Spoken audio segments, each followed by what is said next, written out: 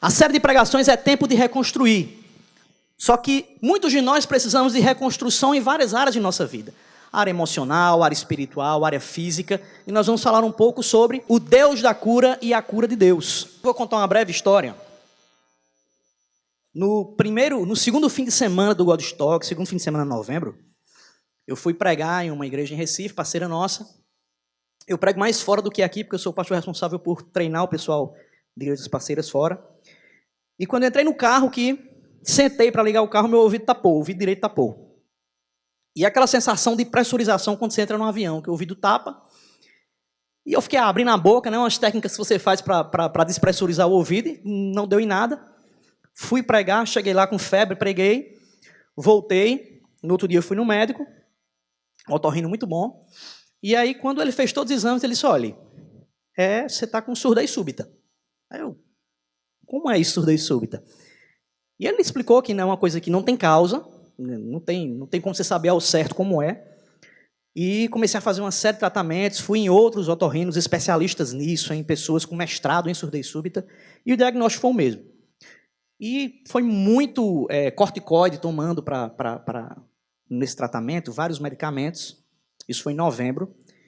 E fui fazer outro exame, e o exame, depois de algumas semanas, deu na mesma coisa. E eu, sinceramente, com muita tranquilidade no coração, sem ansiedade, olha, só quero saber se isso aqui volta ou não, para eu me adaptar ou não. Ele não tem como saber, pode voltar ou não.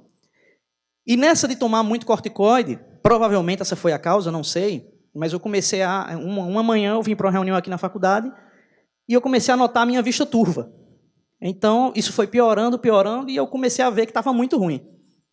E comecei a ir em oftalmos e fazendo exame atrás do outro. E fui neurologista e também causa incerta. Eu estou com medo agora de começar a ter dor na perna, sabe? Tá absurdo, não vê, daqui a pouco eu não falo e ando. Mas, quando eu comecei a ter sintomas, eu faço a série de estudos para os casais das Conexões da Cidade Viva. E eu tive a curiosidade de estudar mais sobre a questão de cura. E aí foi quando eu vim para esse texto, fiz uma série sobre isso, e esse texto é resultado disso. Daqui a pouco eu conto o resto da história, sabe? Onde é que ficou o processo aí dessas minhas questões de saúde. Mas eu queria que a gente fosse agora para o texto de Mateus 8, porque a gente vai falando sobre isso. A partir do versículo 1. Amém? Diz assim, quando ele desceu do monte, grandes multidões o seguiram. Um leproso, aproximando-se, adorou de joelhos e disse, Senhor, se quiseres, podes purificar-me. Jesus estendeu a mão, tocou nele e disse, quero, seja purificado. Imediatamente ele foi curado da lepra. Em seguida, Jesus lhe disse, olhe, não conte isso a ninguém, mas vá mostrar-se ao sacerdote e apresente a oferta que Moisés ordenou, para que sirva de testemunho. Entrando Jesus em Cafarnaum, dirigiu-se a ele um centurião, pedindo-lhe ajuda, e disse, Senhor, meu servo está em casa, paralítico, em terrível sofrimento. Jesus lhe disse, eu irei curá-lo.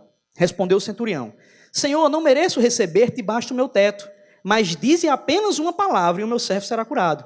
Pois eu também sou homem sujeito à autoridade, com soldados sob o meu comando. Digo a um, vá, e ele vai. E a outro, venha, e ele vem. Digo a meu servo, faça isso, e ele faz. Ao ouvir isso, Jesus admirou-se e disse aos que o seguiam, digo-lhes a verdade, não encontrei em Israel ninguém com tamanha fé. Eu lhes digo que muitos virão do Oriente e do Ocidente e se sentarão à mesa com Abraão, Isaque e Jacó no reino dos céus. Mas os súditos do reino serão lançados para fora, nas trevas, onde haverá choro e ranger de dentes. Então Jesus disse ao centurião, vá, como você creu, assim lhe acontecerá. Na mesma hora o seu servo foi curado. Entrando Jesus na casa de Pedro, viu a sogra deste de cama, com febre. Tomando-a pela mão, a febre a deixou. E ela se levantou e começou a servi-lo. Ao anoitecer, foram trazidos a ele muitos endemoniados, e ele expulsou os espíritos com a palavra e curou todos os doentes. E assim se cumpriu o que fora dito pelo profeta Isaías. Ele tomou sobre si as nossas enfermidades e sobre si levou as nossas doenças. Curve sua cabeça, feche seus olhos. Vamos orar ao Senhor. Senhor, eu te peço que o Senhor tenha misericórdia de nós no entendimento dessa palavra. Te peço que o Senhor tenha misericórdia de mim, que eu fale apenas aquilo que o Senhor quer, Pai. E que nós possamos entender cada vez mais sobre quem é esse Deus que se manifesta de forma tão poderosa nas vidas daqueles que o servem, Senhor. No nome de Jesus. Amém. Meus irmãos, uma coisa que a gente tem que entender já antes é que toda vez que você pega um texto, o Novo Testamento, falando sobre milagre, O foco desse texto não é exatamente o milagre.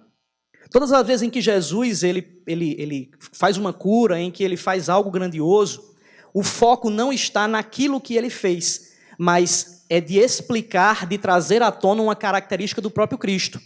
Então, quando você vê esses 3 milagres aqui, na verdade o que eles buscam trazer é uma revelação de uma característica de Jesus nesses textos.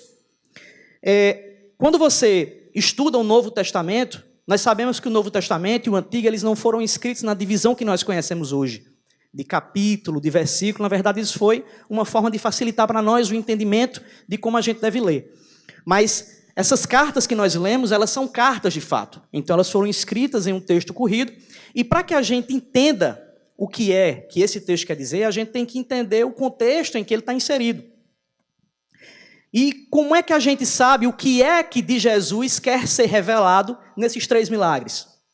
É interessante que Marcos ele pega nesse texto e ele vem contando uma história.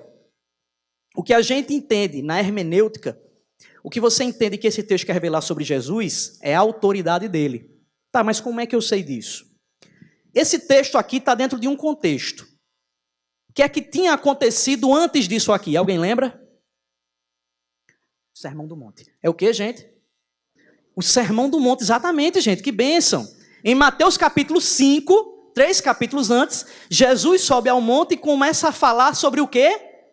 As bem-aventuranças. Sobre o quê? Exatamente, gente. As bem-aventuranças. Que bênção. O povo lê a Bíblia, hein? Aí, acaba Mateus capítulo 5, ele está no monte ainda, e aí vem Mateus capítulo 6, que é quando Jesus ensina a gente o quê? Oração do Pai Nosso. É o quê, gente? A oração do Pai Nosso, exatamente, gente, que bênção. E além da oração do Pai Nosso, Jesus fala sobre outra coisa, bênção nas nossas vidas, que é sobre o quê? Ansiedade. Sobre o quê? Ansiedade, exatamente, gente. Então Jesus ele traz as bem-aventuranças em Mateus capítulo 5, em Mateus capítulo 6 ele fala a oração do Pai Nosso, ele fala também sobre ansiedade, para não sermos ansiosos, é quando ele faz aquela comparação belíssima dos pássaros, dos lírios do campo, e aí entra Mateus capítulo 7 e Jesus ele traz, aí é mais complicado porque ele traz várias histórias, mas em suma, para finalizar, ele fala sobre aquele homem que era a parábola do construtor, e no fim, que é quando emenda nesse nosso texto, o último versículo, que está em Mateus capítulo 7, versículo 29, diz assim: porque ele as ensinava como quem tem autoridade, e não como os mestres na lei. Então veja só, gente, o que acontece. Jesus ele desce do monte, quando ele traz todos esses ensinos, a Bíblia diz que o povo olhava para ele e dizia assim, rapaz, esse homem é diferente.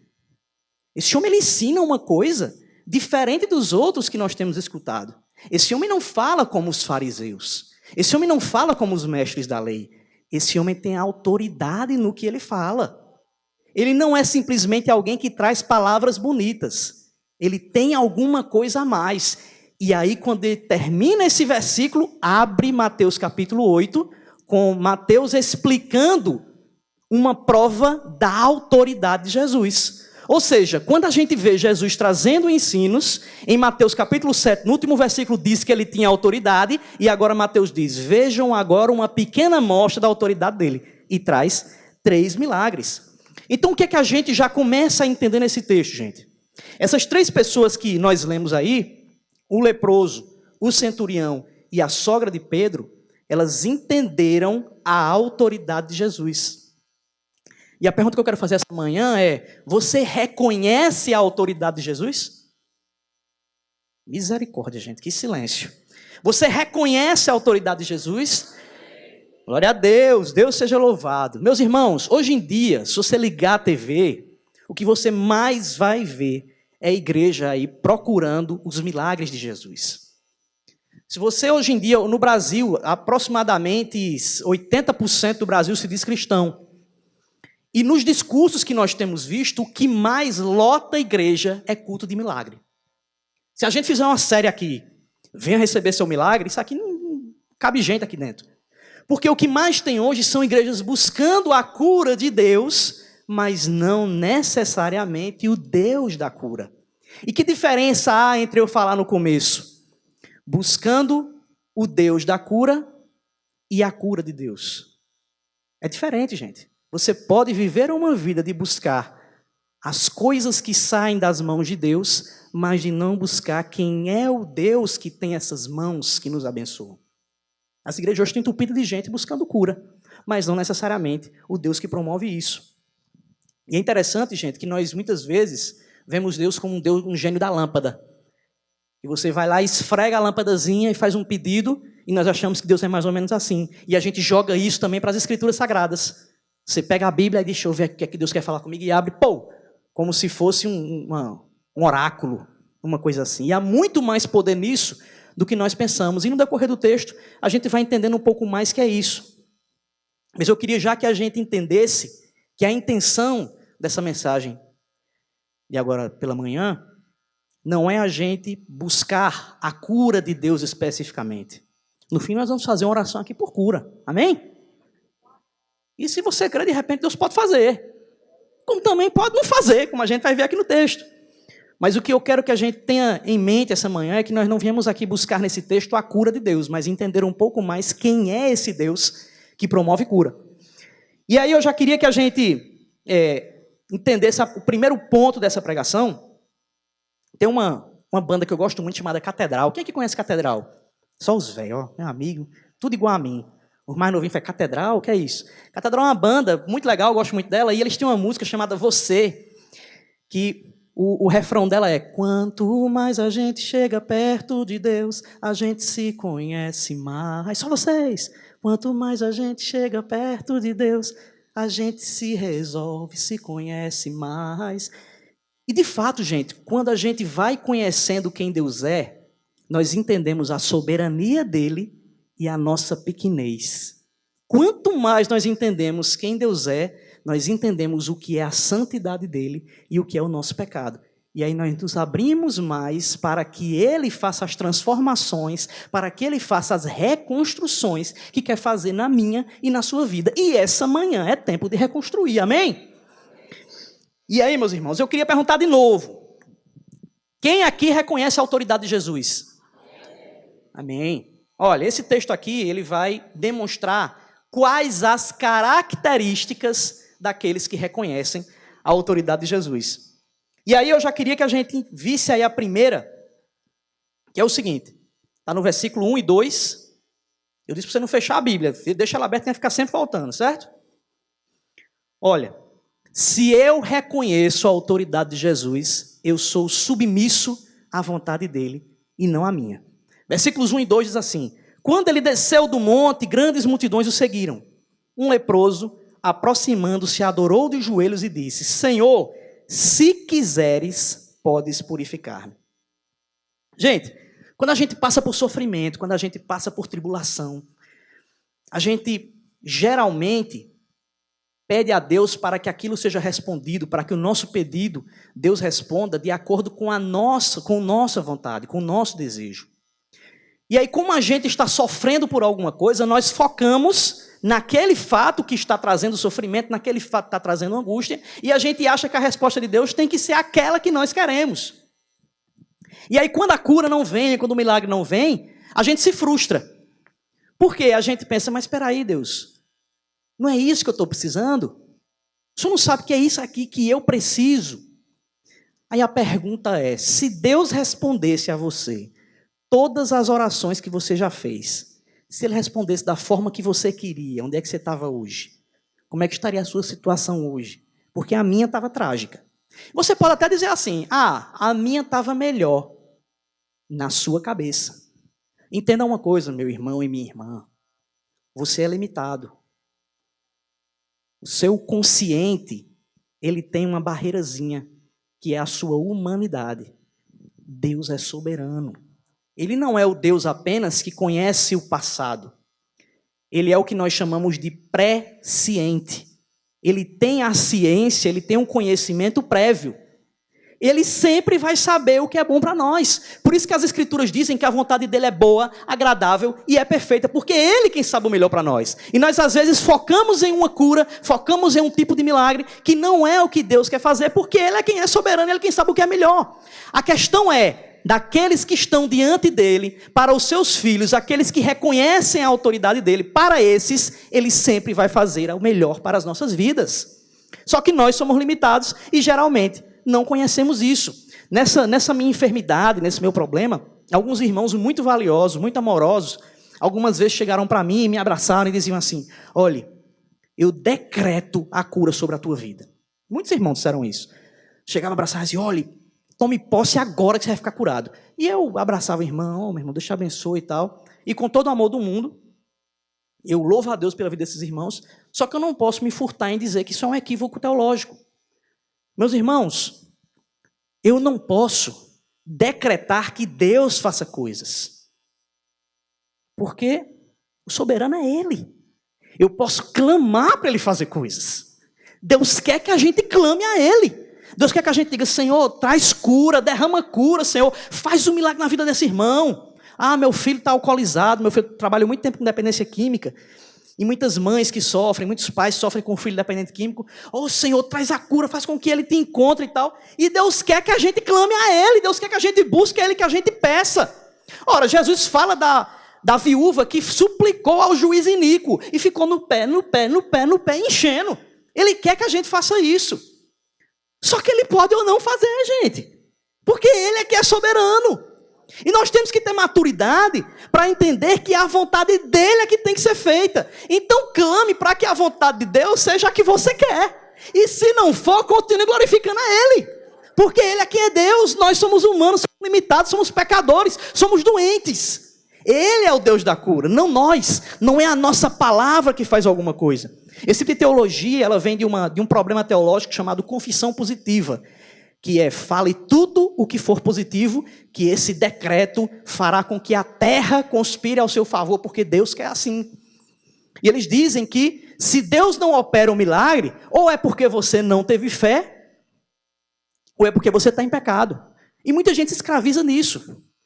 Há um tempo atrás, há alguns anos, eu me especializei em saúde mental e fiz algumas pesquisas com pessoas esquizofrênicas. E eu eu fiquei estupefato quando eu descobri por um professor meu, psiquiatra, que boa parte dos internos em determinado hospital psiquiátrico, em determinada região, 60% dos que estavam internados lá eram crentes.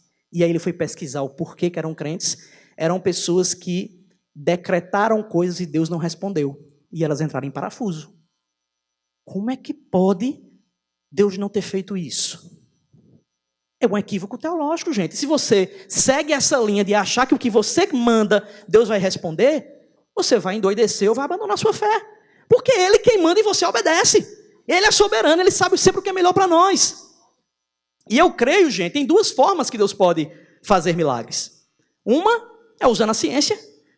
Às vezes o cara fica lá orando para Deus fazer uma cura e Deus diz: meu filho, eu quero que você use um medicamento. Eu quero que você use. Paulo recomendou a Timóteo que tomasse vinho, porque era o melhor medicamento que tinha lá para tratar problemas estomacais. Ele diz: tome isso, faça isso por causa do seu estômago. Ou seja, ele usou um meio terapêutico de um medicamento na época. Deus pode querer que você ore, mas use medicamento também. E outra forma, Deus pode simplesmente, pela oração de alguém, curar a pessoa. Eu creio nesse Deus também. A medicina se curva diante dele. Então, na dúvida, eu uso os dois. Eu não sei qual Deus vai querer usar. E creio também que o mesmo Deus pode não promover a cura. Ele pode não fazer isso. O soberano é Ele, gente. Mas eu tenho que buscar os meus para que isso aconteça.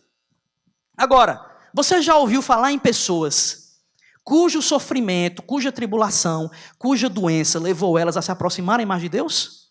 Porque eu já ouvi muito. Tem um termozinho usado na psicologia chamado sublimação.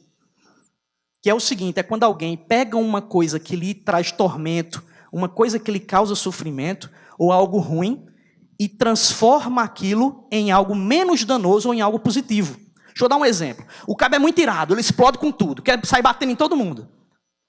Quando há um tratamento nesse sentido, ocorre a sublimação quando? Quando esse cara que é muito agressivo, por exemplo, ele vai para uma mata e corta lenha, dando um machado na árvore. Toda vez que eu estou irado, eu vou lá e dando um machado na árvore. Ao invés de ter uma agressão a alguém, ele teve lenha. Tem gente que tem um acidente, fica com algum tipo de deficiência e começa a praticar um esporte e se torna um vencedor. Essa pessoa sublimou o seu sofrimento. Eu conheci a história de uma senhora que ela teve um acidente, ficou tetraplégica, deitada em uma cama, e ela começou a orar muito pela cura, muito. E a cura não veio, e ela continuou orando, e a igreja orando. E depois de muitos meses assim, ela tinha somente um movimento da cabeça, e ela disse, rapaz, eu quero que instalem aqui na minha cama, você pode depois achar essa história, uma história verídica, eu quero que instalem aqui na minha cama um telefone com viva voz. E aí o pessoal instalou na cama dela, e ela começou a discar números aleatoriamente. Ela dizia, 3235-4566. A pessoa atendia, e ela começava a desenvolver uma conversa com a pessoa para levar o evangelho a ela. E essa mulher começou a usar o seu sofrimento, e ela no testemunho, eu li isso em um livro, eu não lembro agora o nome do livro, mas ela contando o seu testemunho, ela diz de como Deus usou o problema dela para levar a gente a entregar a vida a Cristo. Eu não estou aqui falando sobre estratégia de evangelismo. Eu estou falando sobre o que um cristão maduro faz com o seu sofrimento. Quando nós temos maturidade, nós não simplesmente ficamos pedindo a Deus. Nós pedimos e agimos também. Porque Deus pode querer usar essa nossa leve e momentânea tribulação, como Paulo diz em Romanos 8, para a glória dele. Então vamos deixar de ser menino e achar que necessariamente Deus vai querer curar a gente do jeito que Ele quer. Ele pode usar a sua doença para curar outras pessoas. Deus pode usar seu sofrimento para levar outras pessoas a ter um encontro com Ele. Isso pode ser momentâneo ou não. E aí, Deus vai continuar Deus vai deixar de ser Deus? Deus não vai deixar de ser Deus, gente. Nós temos que ter a maturidade para entender que a nossa vida não pertence não mais a nós, mas a Ele. Se você um dia entregou sua vida a Cristo, você fez uma besteira. Porque sua vida não é mais sua, meu amigo, você entregou a Ele. Agora sua vida tem um dono que é soberano. Então, se eu um dia fiz, Senhor, minha vida é tua. Opa, peraí, tem certeza? Não tenho, pronto. Então quem vai cuidar da sua vida sou eu, e não você. E glória a Deus por isso. Um cristão autêntico, ele vê o sofrimento sob outra perspectiva. Ele constrói meios de glorificar a Deus com o seu sofrimento, esperando a cura vir ou não. Nós queremos que a cura, que o milagre, que a restauração venha, mas não necessariamente pode vir da nossa forma. Você pode estar pedindo a Deus para Ele curar uma doença que você tem, e Ele está querendo tratar um problema do seu caráter. Você pode estar pedindo a Deus para curar o problema de dependência química do seu parente, e Ele pode estar querendo transformar a família toda. Nós temos um exemplo aqui na nossa igreja de uma irmã, eu até conto a história no meu livro sobre dependência química, que a família toda estava longe do Senhor, e o seu filho morreu, assassinado, usuário de drogas, e ela depois, eu fui reconhecer o corpo junto com ela no IML, e nesse dia ela, muito abalada, me abraçou e fez, Saulo, não adiantou em nada o nosso investimento na vida dele, né? Eu fiz, minha irmã, adiantou. Como é que está a sua família hoje? E ela disse, todos nós conhecemos a Cristo. Esse é o soberano, gente. Deus é soberano. Deus é soberano sobre a doença e sobre a cura. É soberano sobre o sofrimento e sobre a pacificação e sobre o equilíbrio. Deus é soberano sobre a tormenta no mar e sobre o mar calmo. É Ele quem é soberano e não nós. Agora, existem pontos na sua vida que Deus quer trabalhar por meio do seu sofrimento, por meio do que você tem pedido para ser modificado. Deus nos chama essa manhã para analisar a nossa vida e dizer, Senhor, o que é que eu tenho para ser modificado na minha vida, para eu não precisar de um sofrimento para ser moldado? Porque muitos de nós, a gente só aprende quando Deus vai e amassa a gente até o fim. Se ele é romano, você vai entender isso. Deus pega o vaso e sai despedaçando aquilo. Eu sou o oleiro, eu sou soberano. E aí Deus diz em Romanos capítulo 9, Paulo fala, ora, quem é o oleiro? O oleiro é o Senhor. Tu é apenas vaso. Se Deus quiser, Ele te espatifa para fazer de novo, para vir agora restaurado pela glória dEle. E é interessante que nesse texto que nós vimos, o leproso ele fala assim, Senhor, se quiseres, podes me curar. Olha só, a compreensão que o leproso tinha da autoridade de Cristo. Ele não fala, ele faz, Senhor, me cura aqui. Diz, Senhor, se quiseres, podes me curar. Ele joga para Deus decidir. Ele sabia a autoridade que Cristo tinha. Aí você diz, tá, mas o que é que diferente há nisso? O que há de diferente nisso é quem era o leproso para aquele povo. Gente, olha o que Levítico fala sobre o leproso. Depois você anota, Levíticos 13:45. Nesse texto, a lei dizia como é que os leprosos deveriam se portar diante das pessoas. Os leprosos, eles tinham manchas, que até não é exatamente a lepra que a gente conhecia hoje, poderia ser várias doenças de pele, que era catalogado como leproso. E eles se vestiam de trapos e andavam no meio das pessoas dizendo: aqui está um imundo, aqui está um imundo. Então essa pessoa era rejeitada no meio das pessoas e era lançada para fora da cidade.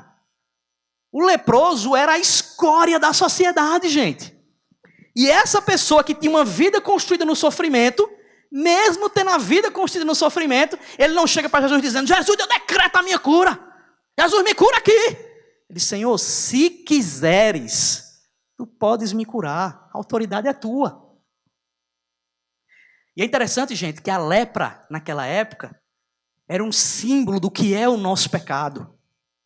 Aquela mancha que começava na carne de alguém era uma simbologia da mancha que começou em nossas vidas lá no Éden. Nós somos os leprosos. Você tem que se ver como leproso. Nós nos achamos mais dignos que outros, mais limpinhos, mais arrumadinhos, com mais dinheiro, com mais conhecimento. Nós não passamos de leproso em um mundo doente. E sofrer é justo. Seria errado o mundo está em equilíbrio e você está doente. Aí era estranho. Mas o mundo está numa podridão e nós estamos nele. E nós sofremos as coisas, as consequências de viver nesse mundo. Porque nós também somos pecadores, gente. A doença, gente, é uma tragédia no mundo espiritual. A doença é uma tragédia no cosmos. Porque ela mostra como nós nos afastamos de Deus. Deus não fez ninguém para ser doente, não. De fato, Ele não fez. Mas isso é a consequência do pecado inicial e nós recebemos a consequência disso. As mazelas desse mundo, gente, elas estão, como a Bíblia diz, sobre justos e sobre injustos. O que Deus quer é que a gente entenda que essa lepra tem que sair de nossa vida, a lepra chamada pecado. Da mesma forma que o leproso era expulso da cidade, a lepra tem que sair de nossa vida. O pecado tem que sair de nossa vida. E aí, meus irmãos, o que é que esse leproso, essa vida desgraçada faz quando vê Jesus? Ele também se sentia culpado. Por isso que ele dizia: Senhor, eu sou culpado. Se quiseres, me cura. Quando você reconhece a autoridade de Cristo, meu irmão, você não chega arrogante na presença dele, não. Você diz: Senhor, eu preciso ser alvo da tua misericórdia. Eu já falei isso, eu gosto muito de falar isso. O significado da palavra misericórdia. Misericórdia vem da junção de duas palavras. Miserum, que é miséria, e cardia, que é coração. Que é coração. Misericórdia é o coração de Deus se dobrar com a nossa miséria. Aí Ele não nos dá o que nós merecemos. Porque nós merecemos todas as mazelas desse mundo, gente. Porque nós somos pecadores miseráveis. Ora, nós conhecemos a santidade de Deus e pecamos. Então o que é que você tem que fazer? Senhor, eu sou pecador. Eu sou um leproso. Eu sou um miserável. Eu não valho nada. Porque você não vale nada. Quem Ele valoriza é o sangue de Cristo na cruz. Ele torna digno. E aí você diz: Senhor, mas eu te peço, tenha misericórdia de mim. E faz esse milagre em minha vida. Se quiseres.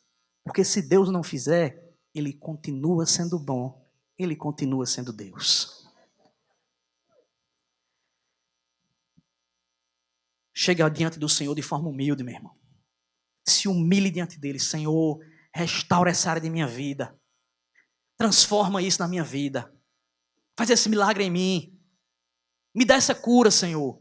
Mas faça, como é que Jesus ensina para a gente? 2 capítulos antes, como é que Ele ensina a gente a orar? Seja feita a tua vontade e não a minha. Jesus, na oração do Pai Nosso, Ele fez uma oração modelo. Siga esse modelo aqui. Não é para você repetir ela, é para você dialogar com o Senhor, vendo o modelo que Ele deu. Saiba sempre que na sua oração, o soberano não é você, o soberano é Ele. Então a vontade dEle é que tem que ser feita, porque ela sempre será boa, agradável e perfeita na vida daqueles que estão diante dEle. E aí chega o grande momento, no versículo 3, em que Jesus usa uma palavrinha. Qual a palavrinha que Ele usa? Pega aí. Jesus estendeu a mão, fez o quê? Tocou nele. Opa! Jesus tocou nele? Por que Jesus simplesmente não falou, hein, gente? Por que ele tocou? Sei lá. Olha só, Números 19, 22 dizia assim: qualquer coisa na qual alguém que estiver impuro tocar, se tornará impura. O leproso era alguém impuro, viu? E qualquer pessoa que nela tocar, ficará impura até o cair da tarde. Jesus chega num povo de tradição a considerar o leproso dessa forma, e aquelas pessoas sabiam que ninguém devia tocar o leproso. Jesus olha para eles e faz: eu toco. Sabe o que ele está querendo dizer? Eu estou acima da lei. Eu e meu pai fizemos essa lei, eu estou acima dela. A lei se submete a Cristo, e não ele que se submete a ela, gente. E ele chega lá e quebra todo esse preconceito que tinha com o leproso. Ele faz: eu toco, e ele diz: eu quero. O que acontece depois? O que é que acontece depois? Imediatamente o quê? Ele ficou curado da lepra. Meus irmãos, é só Jesus querer. Ele é soberano. Basta ele querer para a tua vida ser transformada. Clame para que ele queira. Clame para isso. Senhor, que a tua vontade seja feita em minha vida, mas Deus, o Senhor sabe como eu preciso disso. Na minha consciência eu preciso disso. Senhor, se o Senhor quiser, faz isso na minha vida, mas também se o Senhor não quiser, o Senhor continua sendo grandioso, que quem sabe o que eu preciso é o Senhor, não sou eu. Ora, se o leproso estava ali submisso diante dele para ele curar ou não, sabendo que ele continuava sendo Deus, ainda mais nós, gente. Para você olhar e dizer: Senhor, se quiseres, faça isso, mas o Senhor sabe como eu quero. Transforma o meu querer no teu, só nisso aqui. Mas se não transformar, amém, louvado seja o teu nome.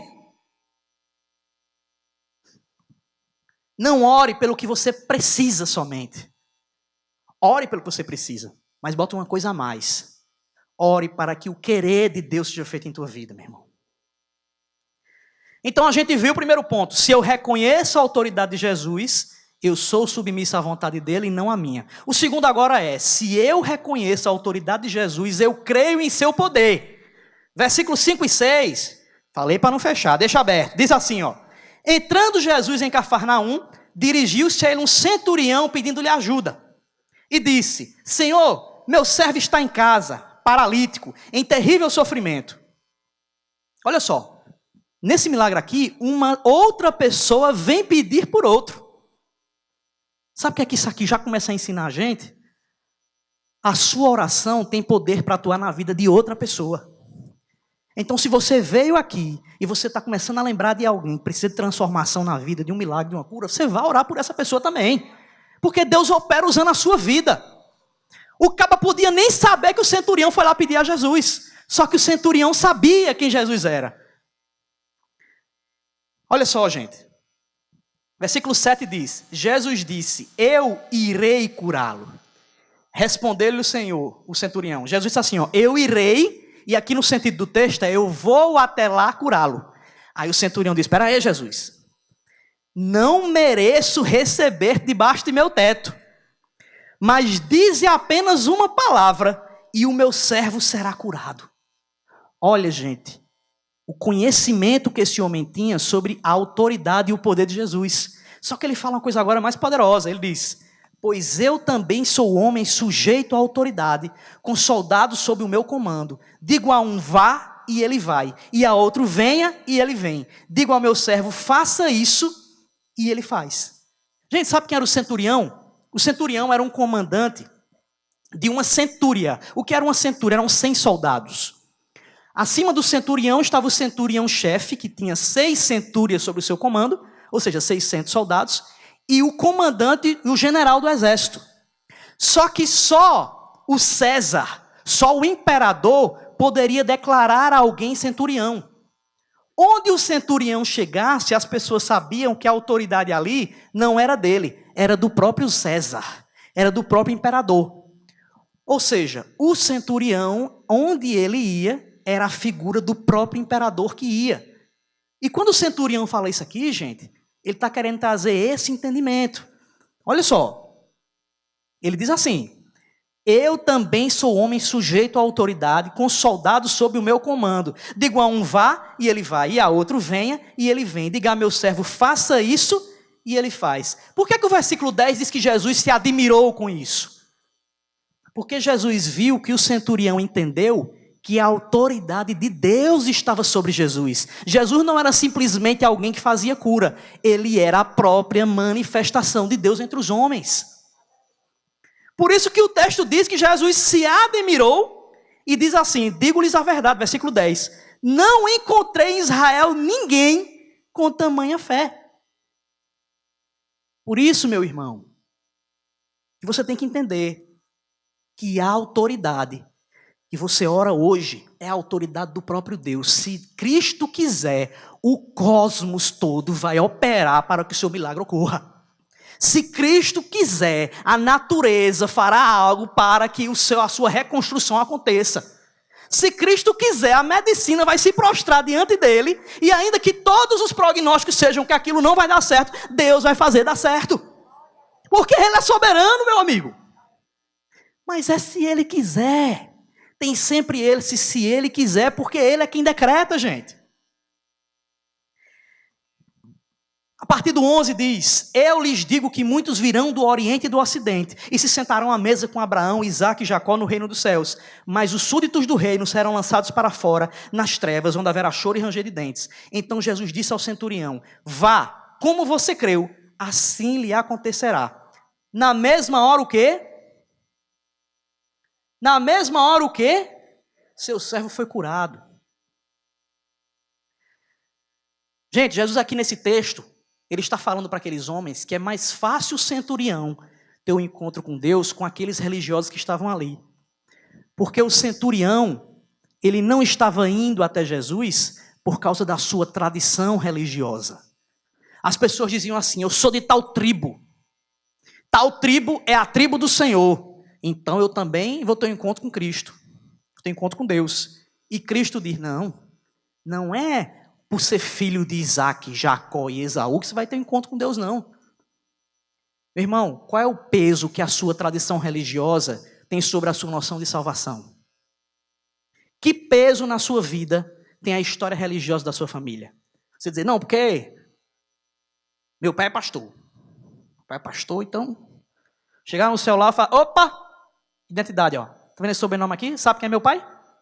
Não, eu tenho um tio que é padre. Meu tio dedicou a vida ao serviço ao Senhor, amarra muitos pobres e tal.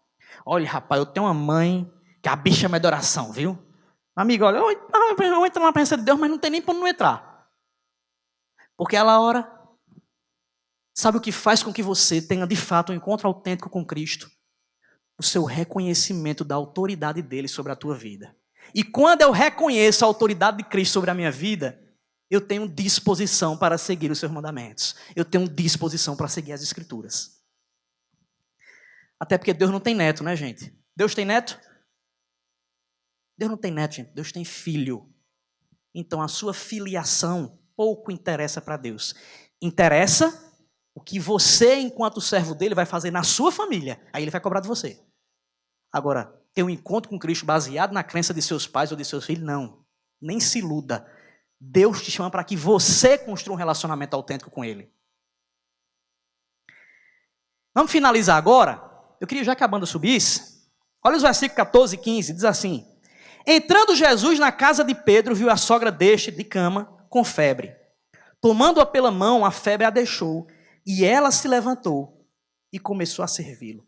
A minha pergunta é, para que você pede a Deus um milagre? Não precisa responder não, precisa pensar. Para que você pede a Deus uma cura? Já teve gente que foi pedir aconselhamento. Pastor, eu estou precisando de um milagre na minha vida assim, assim, assim. Aí eu dizia, para quê, minha irmã? Oxi, para quê? Valha.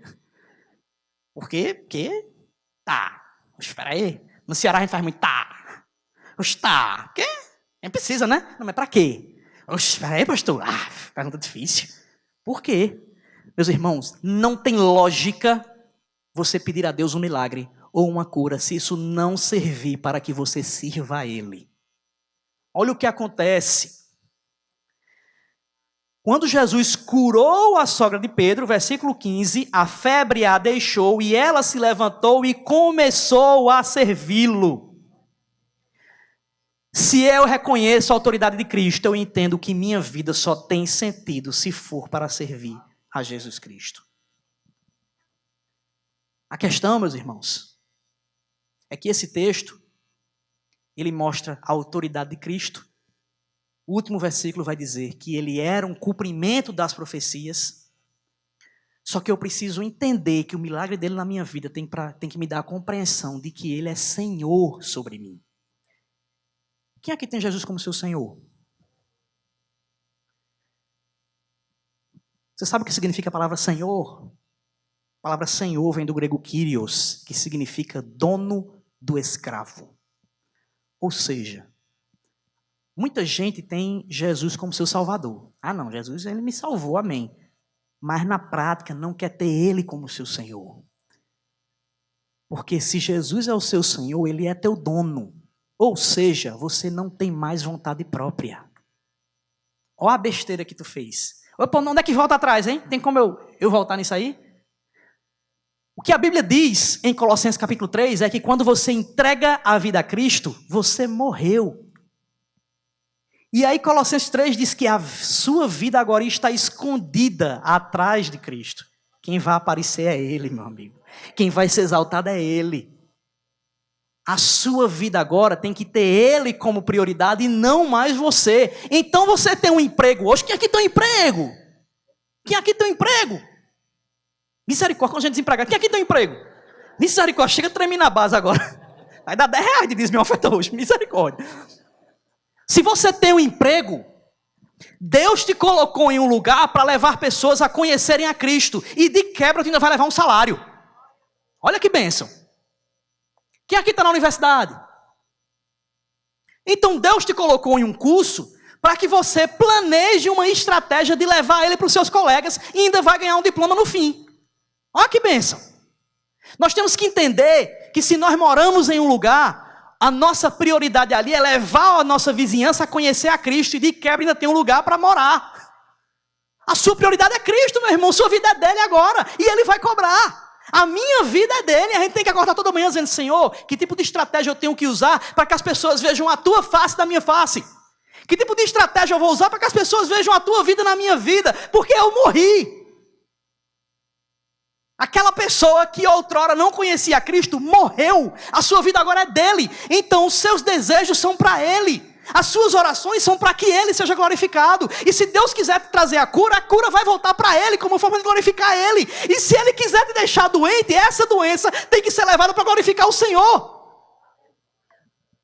Quando Paulo ora a Deus pedindo a cura, o que é que Deus diz? A minha graça te basta. Porque Deus queria se manifestar por meio da dor de Paulo e se manifestou de forma poderosa. A graça dele baixa em tua vida. Reconheça a autoridade de Cristo, que ele fala grandes coisas na tua vida. Mas você tem que reconhecer a autoridade dele. Cura e milagre só serve se for para você dedicá-las a Cristo. Deus é Deus sobre cura e é Deus sobre os doentes também. Porque Ele é Deus e nós somos pecadores miseráveis.